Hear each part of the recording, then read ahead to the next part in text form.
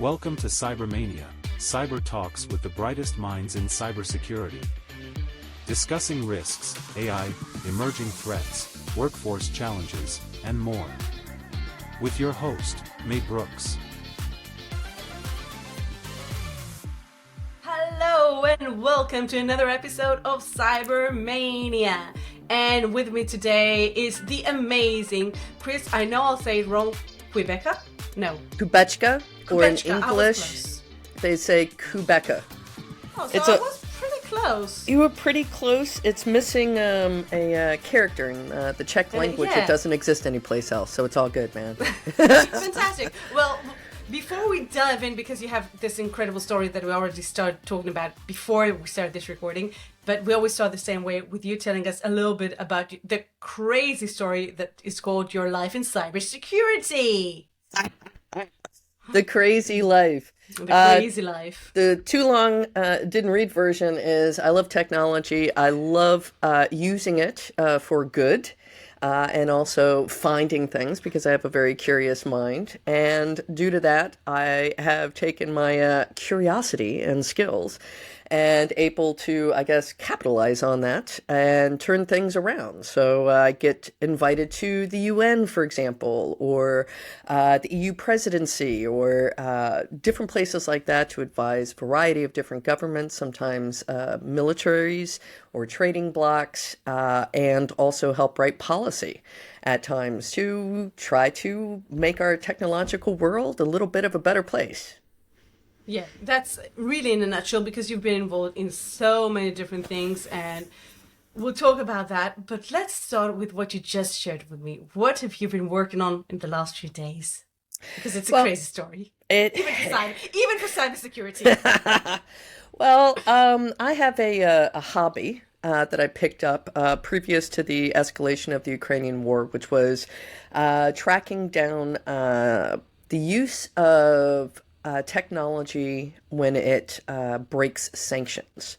Now, originally this started out chasing mercenary groups that were sanctioned to try to get their shadow footprint and also a lot of disinformation and misinformation websites taken down. The current situation is Venezuela. Now, Venezuela is an extremely pivotal country in Latin America. Some of your listeners might be old enough to remember something called the Iran-Contra affair, which was a arms and drugs situation, 40 years ago or so.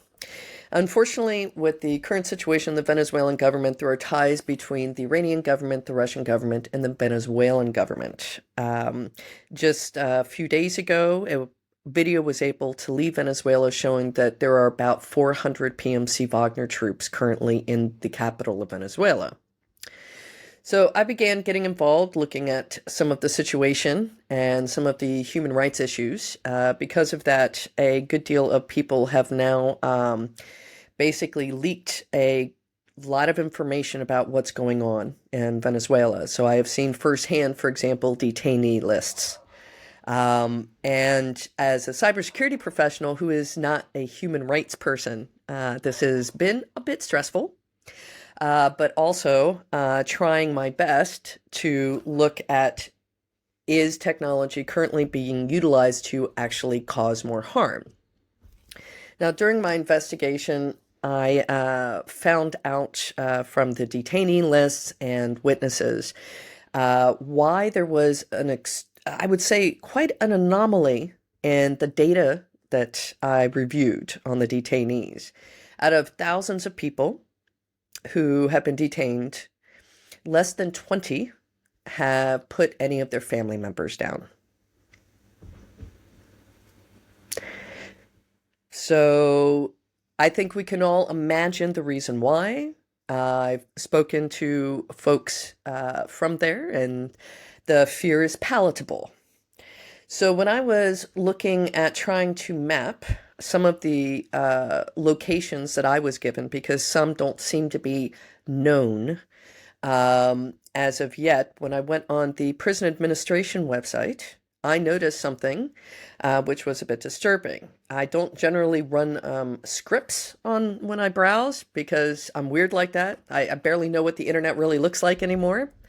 But the first thing I typically do is if I'm on a website that is a sanctioned entity, right? The Venezuelan government, Venezuelan gov.ve or gov.ve, I look at the scripts. The first thing I noticed within, 11 lines of the HTML code was a Google Analytics script running.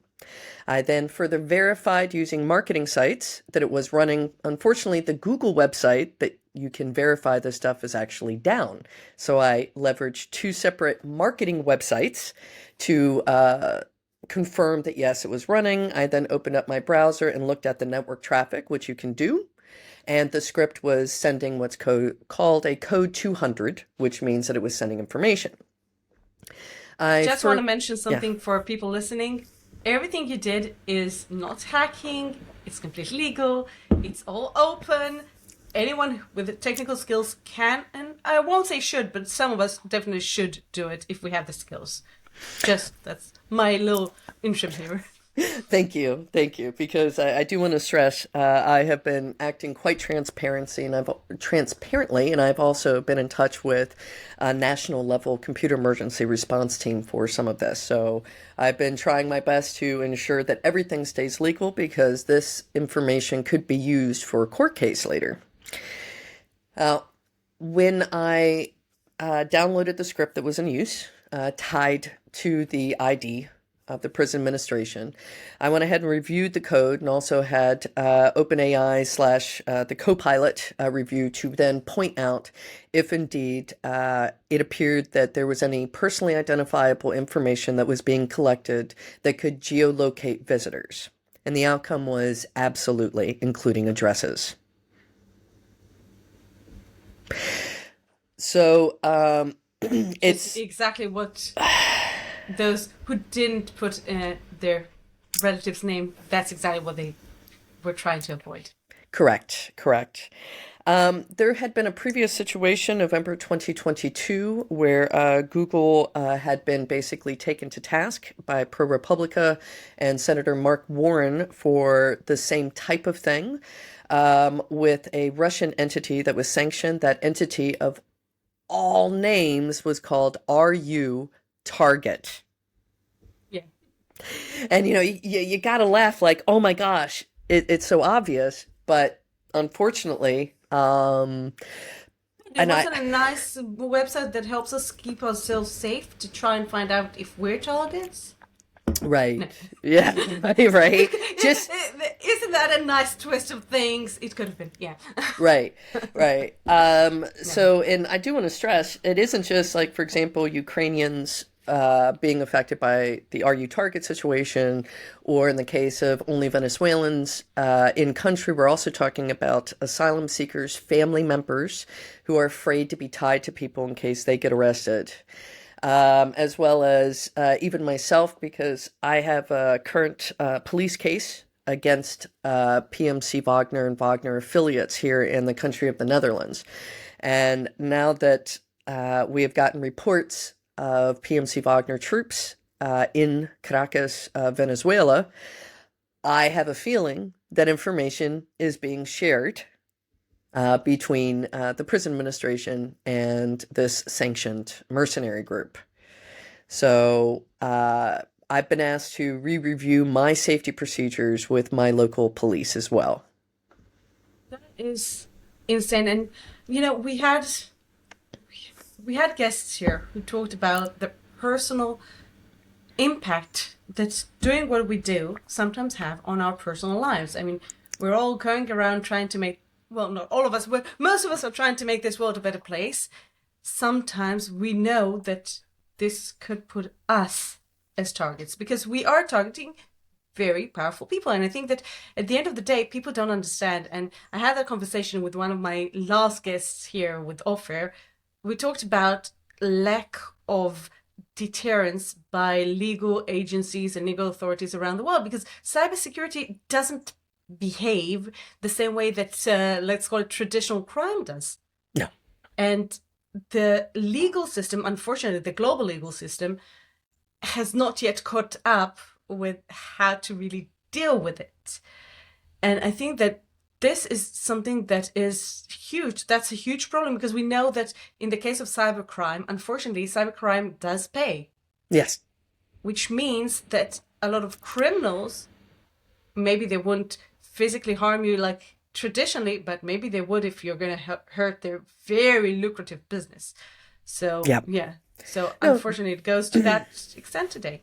Yeah, it does. Now, I do want to point out that I have been in touch with Google. They seem to be appearing to try their best to try to fix the problem. They have not given me a wall of lawyers yet, because this isn't a responsible disclosure. I actually alerted them to a potential sanctions violation. And I believe the last fine that Cloudflare got, because they had been a repeat offender, was $563.5 million to the Department of Justice. That's definitely a sanction that can and should be used by legislators to help with these sanctions. But at the end of the day, it's something that I noticed throughout the years that in many cases, a lot of people, not just cybersecurity people, governments as well, and privacy professionals, we tend to put a lot of blame at the commercial companies like Google, like Meta, whatever. And at the end of the day, they're in the business of doing business. They're in the business of making money. They're not in the business of protecting society. Some of them, they do try some things. I have my own issues with them, and I think that they can and should do more. But we can't put it on commercial companies and expect them to do the legal work for us or the enforcement work for us. We need law enforcement to do the same. So I think this is actually one of the craziest stories I've heard in a while. I've heard a lot of crazy stories, but in the last few weeks, I think this one probably takes the cake. But your career spent through so many critical sectors. You worked with aviation and oil and gas and nuclear and even space, and let's call it traditional cybersecurity as well. Not knocking it. Do you see big differences in the challenges in dealing with cybersecurity and even thinking about cybersecurity across different industries? How do they see cybersecurity? Well, it depends on the person and the organization, and also kind of changing the old guard, so to speak, right now, because we're getting a new generation with new ideas. And those who set up a lot of what we consider nowadays our cybersecurity frameworks and so forth are retiring. So we're getting all these fresh ideas. Now that can be a great thing, or it can be a bad thing, but it's one of those transition periods. Now, one of the bad comments I've heard was from, I'll say, a retired general from the U.S. who made a comment saying, well, now that we have AI, we can fill all of the cybersecurity roles that we haven't been able to hire with artificial intelligence. Well, some of them, but those that you can use AI for are not that innovative. I mean, I love AI because I think it saves me so much time on things that I really don't want to do anymore. I'm too old for this. Yeah. So if you can do this for me, if you can automate this process for me, if you can write this whatever for me, great. But AI is not going to come up with new ideas. AI is not going to understand the context of my organization or my industry or my geolocation. They don't know that. It doesn't know it. Can't invent things. So I think that this is something that we see across the industry all over the world, by the way. You talked about the fact that it's a transition point, and I think for our generation and for the retiring generation, which is a bit older than us, we sort of fell in love with this industry. We made it up as we went along. We didn't have like a clear career path. Like students ask me, how can I get to where you are? Well, yeah, what did you do? Well, you don't want to do what I did because my career was all over the place. I did testing and I did architecture and I did sales, for God's sakes. Like I literally did, I think, a lot of the roles in cybersecurity. I wouldn't advise, I mean, I'm very happy that I had that opportunity. I'm very glad because it gave me a lot of perspective about this industry. Is it the easiest path? No. it wasn't a clear way from A to Z. So I think that today one of the problems is, for example, if we're talking about policymakers, and I work with policymakers and I know policymakers, and I actually know what training they receive in university and later on. I'm not sure they understand, they have the means to really understand this, not industry, but this world of cybersecurity. They don't have that hacker's mindset. Yeah. And they don't have the actual experience. Now, I do think that policymaking is a profession in its own. However, I'm not sure if we can actually grow cybersecurity policymakers without actual cybersecurity experience. Correct. And that's something that I've been debating and I've been discussing with many people over the last probably 2-3 years. How do you experience it as someone who works with policymakers, who you are a policymaker? It can be really challenging because when you are trying to write policy, the stakeholders that get involved can have very different views. So, yeah, they have their own agenda and you have to try to meet somewhere in the middle and then absolutely prove, listen, we have to make it so that what you're writing is actually implementable. Oh, thank you. Right? Then we have the technology to do it. We do. Yeah. We have the tech. Let's do. I'm sorry. The right to be forgotten. From where? Like from my archives? Can you please explain to me how am I supposed to implement that? Just saying. Yeah, it's like the idea was absolutely right, but yeah. I mean, just saying. If it had been so easy, I love it. I found some of my information on some U.S. websites a couple of weeks ago, but great. And the process to get that taken away, because I don't live in the United States. I don't know why my data is still being collected as if I was a resident, but whatever. So obviously, since I already explained, I've had some safety issues. So I try to limit the amount of information about me out there. But there's a market where you now basically have to pay some of these websites to take your information off, or you pay a service to look for it to take the information off. So if it was so easy, it would be for free. It is not. Yeah, but even if it would have been that easy, it's not. It's fine that someone is making a profit. I mean, I don't like it that someone is making a profit of it, but still, we have a problem because there aren't any technologies, and also, why would an organization invest in such technologies? And we took the right to be forgotten as one example, but that's one out of a gazillion. And I think that when we're talking about policies and global policies and global regulations, and again, I think the GDPR was a step in the right direction to some extent, but the way they did it is problematic. And I think that, again, when we're talking about commercial companies versus legislators, regulators, etc., there's still a gap. So where's let's call it the legal entities, the government's role in protecting the world, in creating a safer cyberspace globally, not just locally, because there are a lot of initiatives in local spaces. Where's the global work? Where's and I'm talking about different lobbies, just like they did with other things that are harmful for the society. Where are the same initiatives when it comes to cyberspace?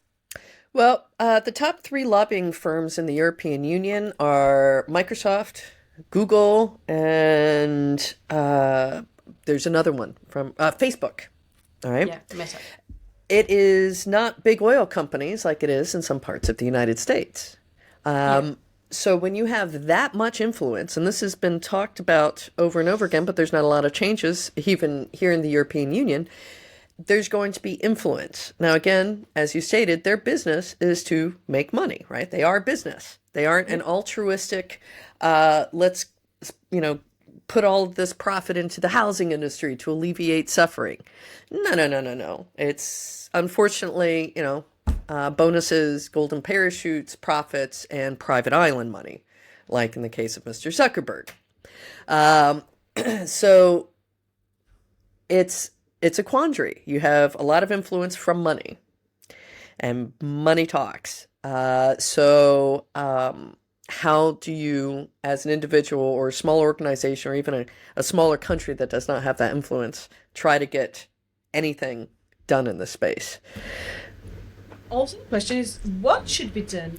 I think that we should understand that things are changing. The way that, and we'll start with privacy, the way privacy is perceived by the general public is also changing. If I'm being honest, I would prefer opening Facebook and seeing ads for things that I'm interested in than seeing things that I'm completely not interested in. However, am I really interested in going to Thailand, or did they put that idea in my head? And that's also a question. Where does their influence, marketing influence? And that's not Facebook themselves, it's the marketing agencies who use their platform. And again, it's not against Facebook. It's just the reality. So I'm thinking, personally, I would say that, okay, we know that there's a difference. We know that there's a change. I think that one of the biggest differences is that the public doesn't perceive privacy as it used to. However, they don't understand how the fact that they don't have privacy and how their private information is being used. Like when I tell people about the fact that if you're looking for a flight and if I look again and again and again, suddenly the price will go up. And if I'll wait 3 days, it will go down again. People look at me, no, it's because there's high demand. Well, yeah, I just drove that demand. Yes. I actually showed that to my parents-in-law last year. They were going to come and visit us, like 10 people. So it was a lot of tickets, relatively speaking. And we were looking at the flight and we were debating, should they go on this date, on that date? And I was looking and we were on a conference call. And my father-in-law was, like in the Zoom call, my father-in-law was on his computer, my husband was on his computer, and I was on my laptop. So 3 different networks, looking at the same dates, the same amount of people. And suddenly he sees the price going up for like $200 per ticket. I'm like, wait, just wait. Let's decide which one. No, I have to buy today. So you know what? If it will stay this way, I'll pay the difference. Yeah. I was willing to put my money where my mouth is. And honestly, I was willing to do that. And I showed him, and he couldn't believe that 2 days later, the price went down again. And I think that this is something that, when we talk about governments, this is something that a government could do. Yeah. They don't have to restrict Meta, TikTok, Google, whatever, from doing business. But they can educate the public. This is how your data is being used. You decide. You will know this is what advertising looks like today.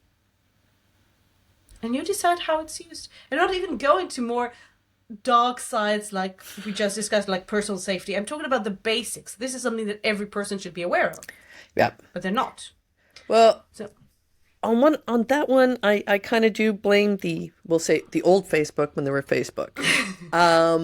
They did human experimentation involving machine learning and natural language processing in an extremely unethical manner and posted that in academic forums.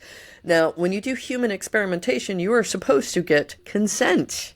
And for some odd reason, they were not dinged for it. Because they didn't have PII. They didn't use PII. They didn't need that. They had like demographic status. So 40 years old, living in the UK, doing what they didn't need to know my name, my IP, they knew enough demographic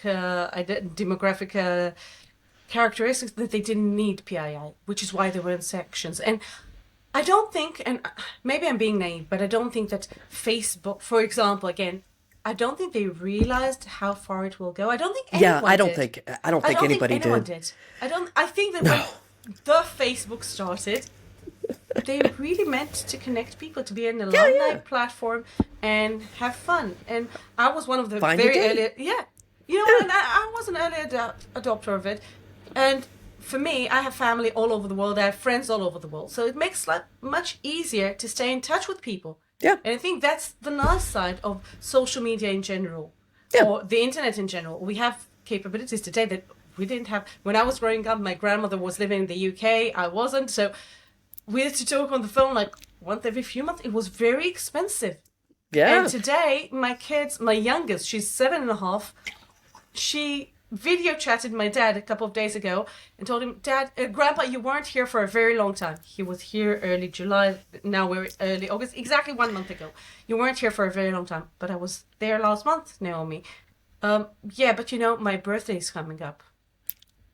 And that's the sort of conversation that they have all the time, which is absolutely beautiful in my eyes. But I couldn't do that. I couldn't video chat with my grandma when I was growing up. No, so you'd I be think there. so I think that there are a lot of advantages. I don't think it was created with bad intentions. No. But I don't think so. What? And you know what? Even that, if tomorrow morning Facebook will say, you know what? We're not going to collect data. We're not going to make money out of marketing. You have to pay a subscription. How many people would actually pay to keep their personal data private? Yeah. I don't know. I don't know. But unfortunately, we know that these models failed in many industries, even in sensitive industries like the online dating industry. Yeah. Where I'm not saying Ashley Madison, but I am saying Ashley Madison. Or Grindr. Some of the data was used by a bad government. You know? Yes. Guys, just don't. Well, to be honest, I would never ever use my actual data. It's not that hard. And you know what? Let's talk about OSINT, open source intelligence, which is the beginning of your story today. You've been doing it for so long. Yes. And can you explain a little bit what OSINT is? How do you use it? And how can people or even organizations leverage it more effectively? So, my particular flavor of OSINT is more in line with something I made it up, SISINT, Security Information Systems Intelligence Gathering.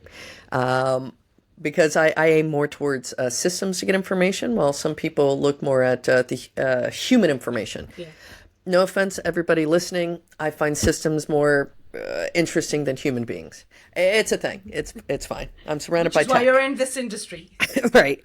And the different things that you can use, I'll set an example. Here I am looking into the provenance of an application that's being used in Venezuela. And I did a deep dive into looking who is behind the application, right? Now, this is something that you would do if you're a company and you're looking at procuring a service, an application, what have you. And you want to make sure that the people that you're dealing with are legitimate, if they are from a company that they're registered, and that there are certain markers in that company registration that leads you to believe that they are a legitimate company. Now, in this particular case, the company behind the app was registered in the country of Panama. Now, whenever you're doing business with certain particular countries that are on money laundering watch lists, is you also make sure you are not doing business with people who would be using your organization to basically launder money. So that's always a good idea, because there is a lot of development work, for example, done in Cyprus, right? Romania, Bulgaria. There are loads of shell companies for legitimate purposes. And I do want to stress that, for absolutely legitimate purposes. Well, so, I have a company that I work with, and the owner's last name is Malta. So his company has Malta something, whatever, LLC. And one day, and I was working with them for years and years. One day he calls me, he sends me a text, your monthly transfer didn't go through. Like, impossible. Now, it's a standing sum every month. I try again, fails again. I call the bank. We blocked it. Why did you block it? Because it's money laundering. Why is it money laundering? Because it's in Malta. Yeah. All right. Number one, there are legitimate businesses in Malta. Yes. Number two, it's not in Malta. It was never in Malta. It's actually registered in Israel. Number three, if my last name is Panama, it doesn't mean that I'm from Panama. No one will give me a passport. Yeah, really. It's just my name. My name is Brooks. I don't own any Brooks anywhere in the world. So, and I understand. I was working for banks for many years. I know anti-money laundering regulations are very strict, but yeah. So Yeah, but you're absolutely right. That's part of the due diligence. Yeah, Like when right? I'm acquiring a company, but you know what? A lot of companies don't do that, especially when they're developing something new. And with all the APIs, I think that this is Yeah. actually huge because I'm. Let's take it out of the cybersecurity perspective. That for me, that's like that. What keeps me up at night? All those hundreds of critical APIs that I have to Oh manage. my gosh. Yeah, Yeah. but Whoa. even legislation. Do I actually know each and every one of those APIs, where they're registered, who's behind them, are they legitimate, are they using the data that they collect from me because they're processing data for me in some malicious way that I'm not even aware of? Where's Yeah. my responsibility? And you know what? That's also a huge issue. Who's Yeah. responsible? Is it the company? Is it the supplier? Is it the regulators? Who's responsible for things like that? And I can't say that I know. No, it's I have my it's opinions, but yeah, it's a quagmire of who is responsible. How can you even check these things, right? So there was a news story that came out recently that a UK MOD, Ministry of Defense supplier, had used coders from Belarus and Russia, including, right? You see where this is going, on submarine stuff. And the company's emails got leaked out saying, "Oh yeah, it's cheaper to do that. We have questions, but we're not going to report it." Whoops. So this is where, when you have a supplier, you have to sometimes do that. But if you're not a big company, how do you don't do have the that? resources. You don't have the resources, exactly. right? Even if you're a big company, if you're a small company and you have 100 suppliers, fine. If you're a big company, you have 10,000 suppliers. So it's not even. I mean, how do we justify the cost? I don't know, but this is a great business idea. Well, there were a few, there are a few startups around it, but the problem is, and It's the cost, that's a whole different debate, and that's actually part of my doctorate work, is how do we justify? Cybersecurity has been running for the last 30 years on fear, uncertainty, and doubt. Oh no, they'll hack us, something terrible will happen, and you know what, can we reference my neighbors that you were involved with? The big hacking? Can we mention that? Yeah? Okay, so for those who don't know Chris, the first time I heard of Chris was through Jack Resider's Darknet Diaries, the episode about Shamoon, which, if you haven't heard that, I'll link it in the bottom. It's a fantastic episode. It's actually a fantastic podcast, one of my favorites. And you talked a little bit about it was a whole episode about the breach in Saudi Aramco. Oh, yeah. And that was huge, huge, huge. And I think that, tell us a little bit, like a brief summary, and we'll put the link below. Absolutely. It's a fantastic story. So imagine if 25 to 27% of the world's petroleum products all of a sudden became unavailable because of a cyber attack. Now, some of us have already experienced the pain of a rise in prices of petroleum products due to the escalation of the Ukraine-Russian war. But that is a bit of a drop in the bucket of what could have happened. And it was only through the grace of Saudi Aramco having enough money to quickly recover that we did not have basically a collapse of many world economic systems, because I would have just obliterated so many things. You get from the petroleum, fertilizer, saline bags, you name it. Everything. Everything. Roads. And roads. We are quite dependent, unfortunately, on petroleum. Yeah.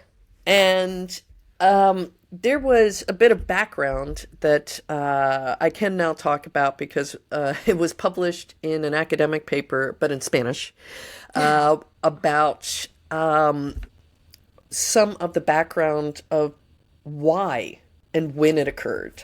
So in 2012, the Iranian government was not too pleased because they had recently been hit with Stuxnet and then something called Flame.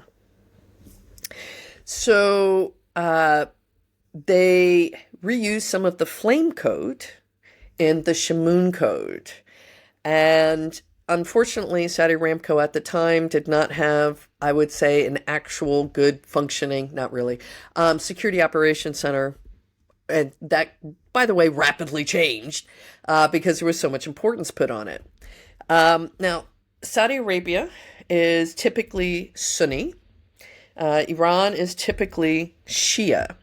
So after they had been able to get into the systems, and this was referenced in part of the pastebin, one of the systems they were able to get in was a European help desk system belonging to Aramco Overseas that had been exposed to the internet. But Aramco Overseas didn't have any security people. Yeah. Like, they depended on Saudi, who didn't have a security team. And it also happened during Ramadan. And it happened during Ramadan. Exactly. Right? Even the security team that they did have, for those who don't know, Ramadan is the holy month in Islam, and for a month people fast. So we have teams here, but it's a skeleton team, and people go home early and come in late. So it's not a normal, like, let's call it working month. Yeah. Let's leave it at that. Yeah.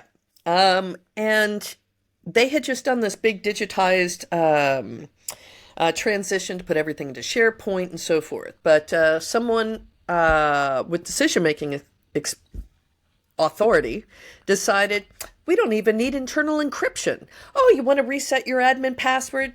That's not even going over an encrypted line. It's fine. So, unfortunately, someone made that decision. I have no idea who. So here it is, the month of Ramadan, and for Sunnis, it is a night of blessing. For Shias, it is the night of power, and sometimes considered the night of revenge, because that was on the date that many, many years ago, over 1,000 years ago, when the Prophet died. They were looking for a successor, and there was some discussion as to who. One particular person's name came up by the name of Ali. He was assassinated. So that was one of the breaks that led to the schism within Islam. And so I thought it was very interesting that they reused some of the code, especially when they targeted Aramco. Their code and only their version of Shamoon had a burning American flag. The Qatari one did not. Yeah, no, it was very clear what was the target. Yeah. But I want to reference something that you said. You said that the Saudi Aramco had enough money to recover. Yeah.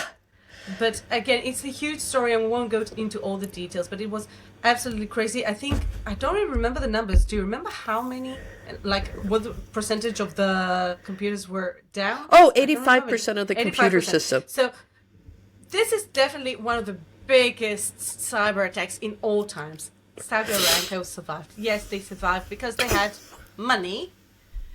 But going back to my point about fear, uncertainty, and doubt, we can't continue screaming around like Chicken Little, the sky's falling, and then a breach happens and the sky won't fall, because either people don't care or there are ways around it or whatever.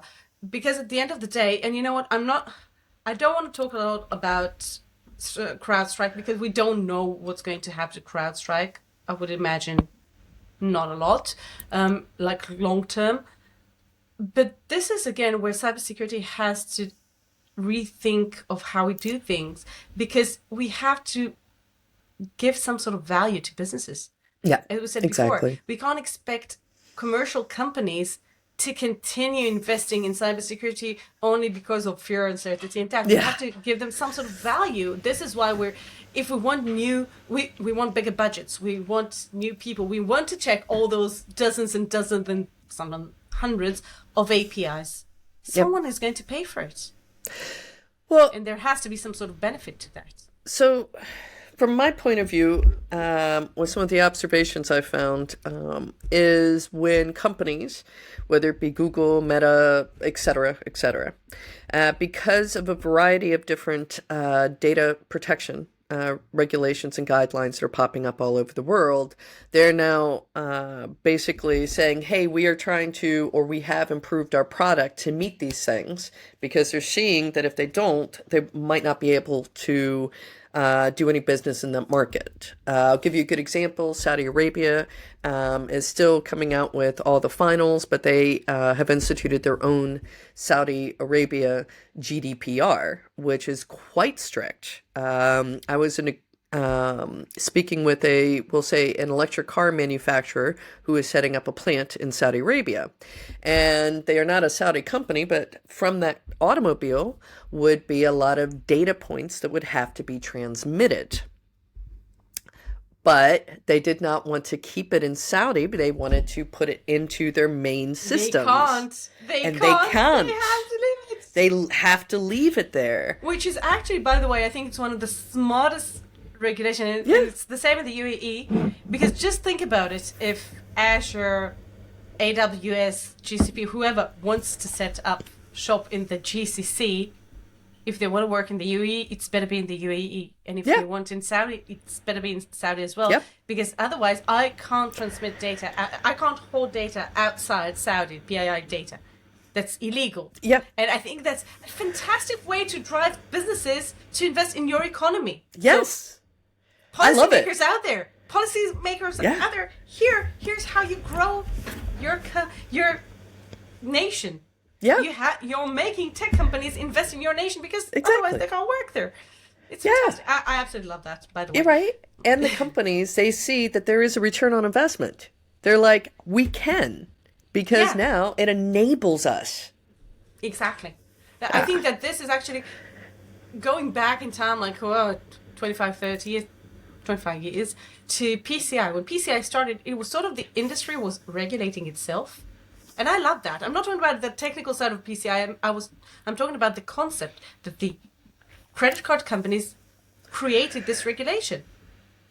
And I think now we see, and that was a huge step in the right direction. And I think that this legislators that make tech companies invest in their region, protecting privacy of their citizens and residents, make it and driving business, it's fantastic. It's good for everyone.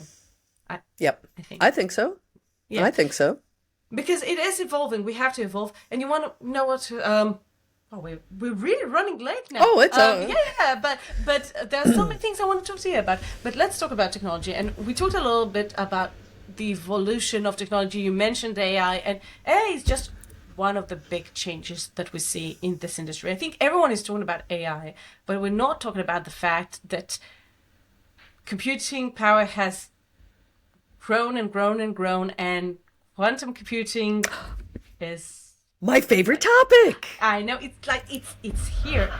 People don't talk about it. I think that this actually to me it is very similar to AI.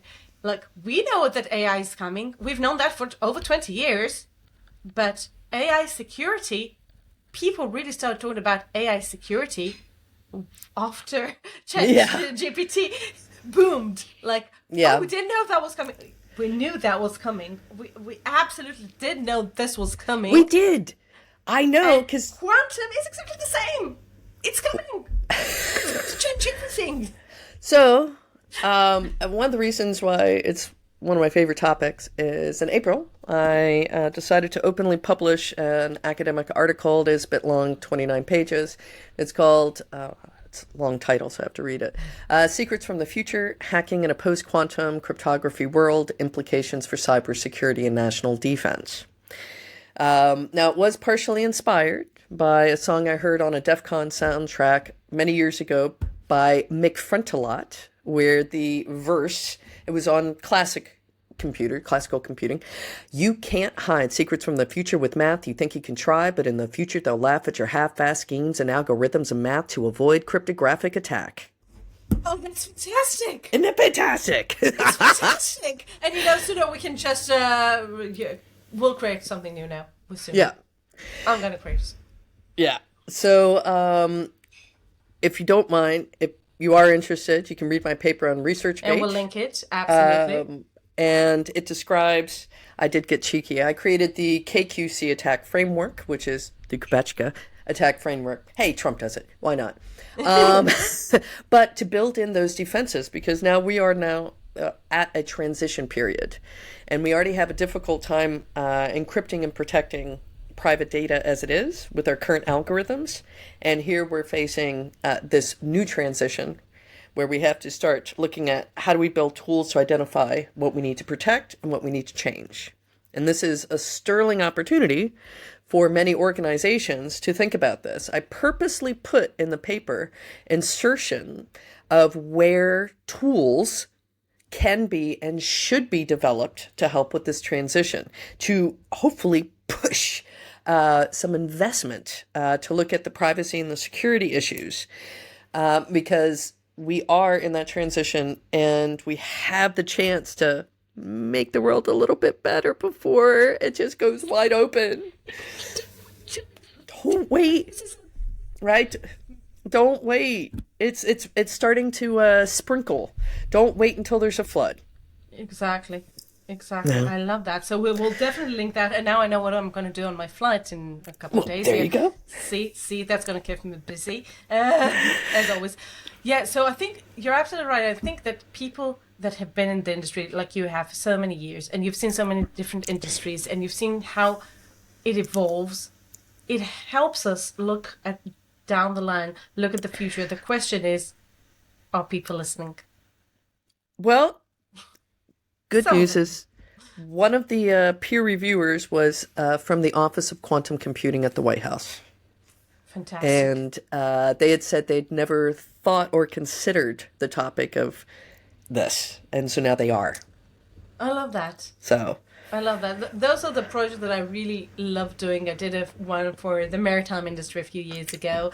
That was like, sit around, take the maritime industry and think what could go wrong. And how will it go wrong? And why would it go wrong? And what will happen?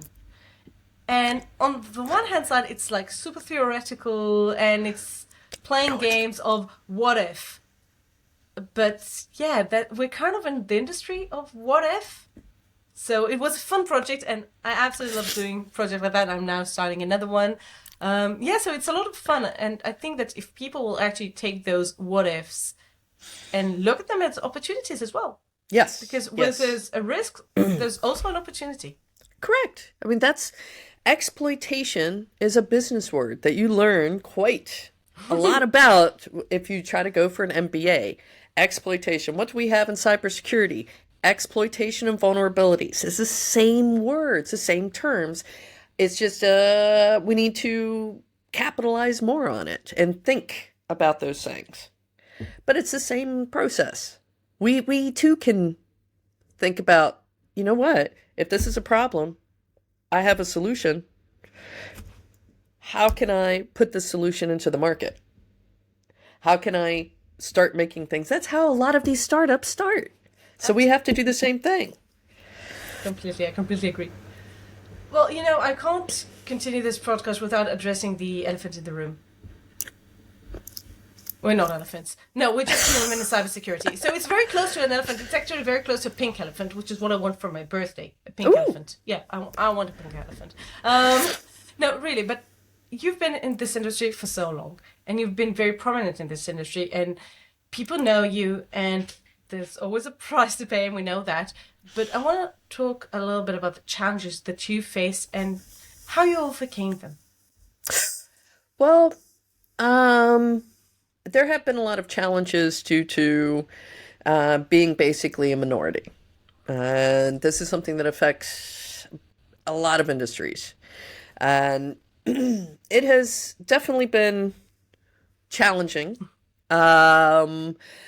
between my gender and my ethnicity in certain parts of the world. Like when I was in the US, I'll never forget, here I was transitioning because I'd been injured and I'd ended up being medically discharged from Space Command. And the transition officer basically told me, well, you'll have a hard enough time trying to get a job in a tech role as a woman, but you definitely cannot have your natural hair.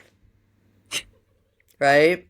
Because there's whatever. And your natural eye color. Right. Sure. It's like, I actually heard well, that. I'm so sorry. I'm Puerto Rican, but this is my hair. I will continue to wear my hair. But it's been a challenge. One of the best things I've seen in the industry is more young people entering it because I don't see or feel that attitude. However, the same call I was on with the generals and so forth, won't mention, it was very irksome because the age of that particular call, when they would do things on, oh, women in cybersecurity, that's great, they would end the call with, oh, we should also thank them because they're mothers too. Are you a father? Yeah, I don't know why. And then people, some of the gentlemen would say, but they're so nurturing. That's why we need more women in cyber. Oh, we need women in cyber because our attackers are diverse. Exactly. If we want to understand their side, we have to have different types of personalities in this industry. Women, men, age, white, black, languages, dialects, cultures, like everything. Our attackers are so diverse. We have to be diverse. Yeah. We have to be diverse, and that's what I've been saying for years. And people tell me, "Oh, you're all against middle-aged white men." Well, I'm a middle-aged white woman, so I can be whatever I want, and I'm not against anyone. I think middle-aged white men build this industry, absolutely, but new generation coming in has to be different. I think also, you know what, when we were growing up, the opportunities to work on computers, to learn how to hack as kids, were available to very certain types of people. Yeah. Very certain places around the world. Not everyone had internet. No. Not everyone had internet. Not everyone had a computer. No. Today it's different. Today, the teenagers that are growing, and we will mention the cyber games now. Kids growing up today are growing up with a computer. Kids growing up today the curious kids are being groomed to become cyber attackers. So let's talk a little bit about that. Let's talk about the cyber games. I wasn't going to, but it's also one of the reasons why we need to think about, diversity in different ages, and hire young, and don't be afraid to. Because what we're seeing now is, imagine you're a kid, and you're playing a variety of different games, and you might not have unlimited funds. Your parents are like, yeah, we're not going to give you our credit card so you can get Roblox and bucks or whatever. You have to earn that yourself. And then you see a shortcut. Now, I don't know about you, but that's how I became a hacker. My hacker mind, my curiosity. How can I take A and B and shorten it? Boom. Finding and find cheats a loop on Commander King. Right. That was my favorite. Right. So, hey, who doesn't do it, right?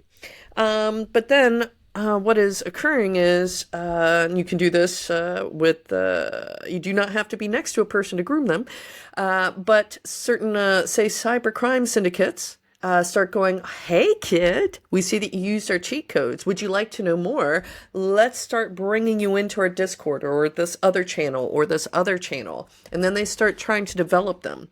Now, it's much used in the way that a physical gang would. For instance, I'll say, like in the United States, where they will tend to use minors or juveniles to even commit, we'll say, gang assassinations, because they know that firstly, they are viewed by courts and juries as unreliable witnesses if they try to speak about who groomed them, but also they won't get the prison time, right?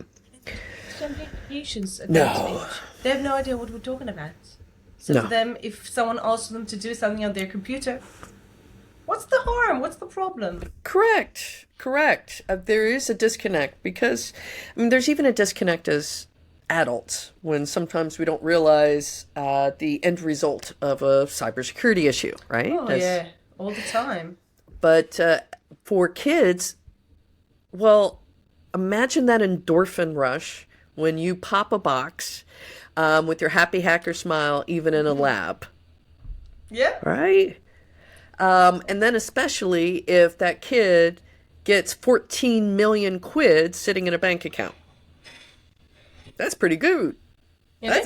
So I think that the cyber games, for those who don't know it, is an initiative of educating kids and inspiring kids to pursue a career in cybersecurity, but in the good side of cybersecurity. Yeah. We'll have a whole episode around that. You actually introduced me to them, and I absolutely love what they do. They're fantastic.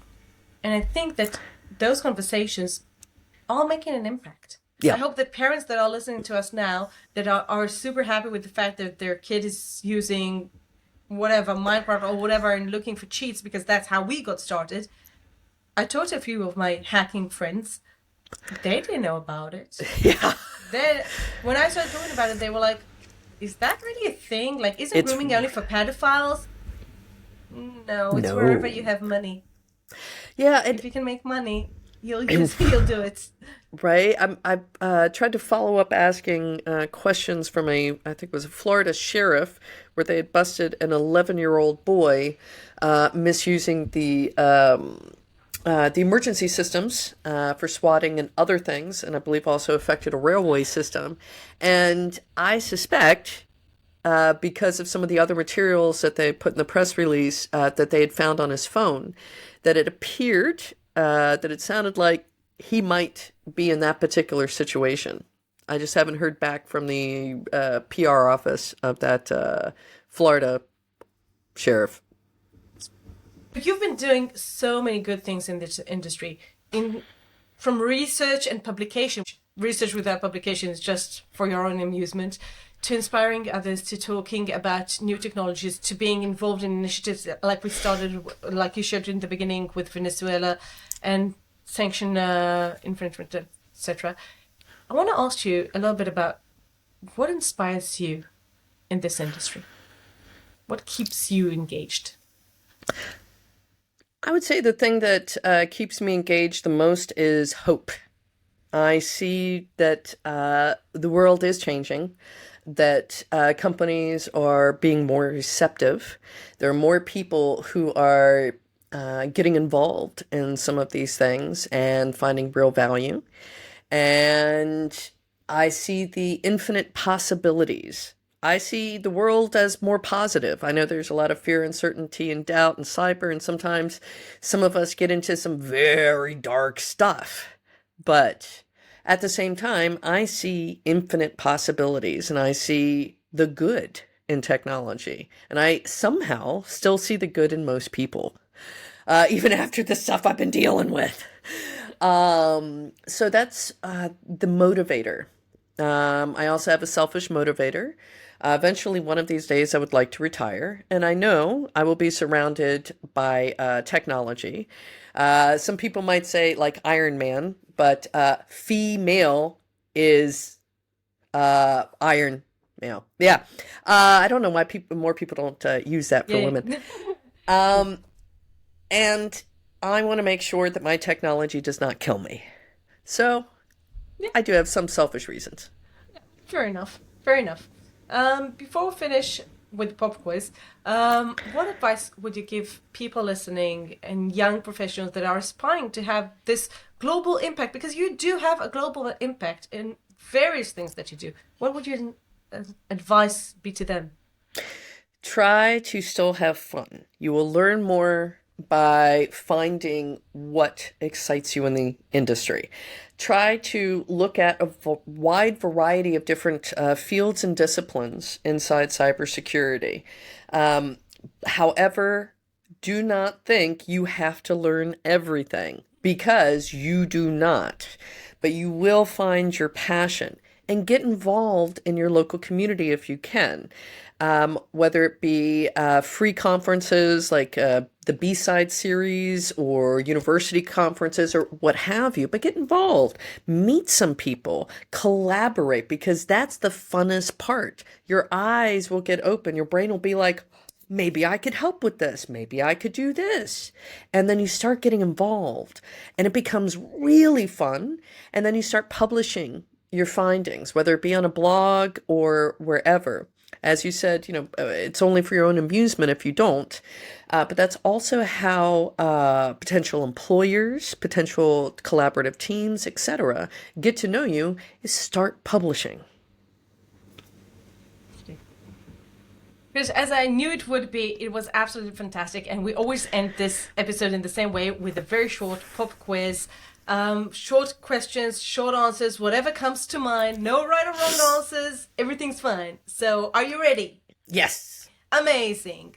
What's the most rewarding part of your job ever? Like, it could be in a specific role or ever. Ooh. The most rewarding part of my job was when I got a phone call from a young man named Chime that he was in a car on his way to the border of Romania. Wow. I can understand, but this is going to be amazing. Okay. Yeah. If you could implement one major change in this industry, what would it be?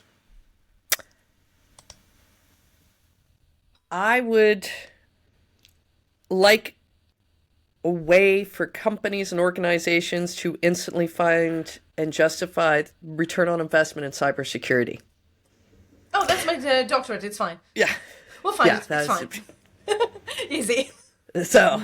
Not easy. Not easy. Not easy. What was I thinking? I like, it's my fault. I can't blame anyone. It was my idea. How do you balance your professional commitments with your personal interests and passions? I am lucky enough to work with several companies that understand that it's more beneficial for me to be quite happy and also tie some of my research into them.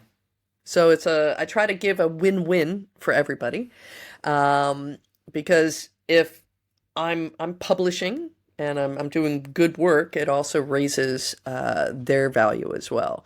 So I'm lucky enough to have that, but it has taken a long time to get to that point. Yeah, for all those instant Gen Z people listening, it takes time. Yeah, and last but not least, question that I really like. If your cybersecurity journey was a movie, what would have been the title? Ooh, someone actually came up with the title for me. Girl in the Wild. Yeah, it was a marketing ad exec person. So we have to go with them because they know better than us. They know better than us. We know cybersecurity. Yeah. Yeah.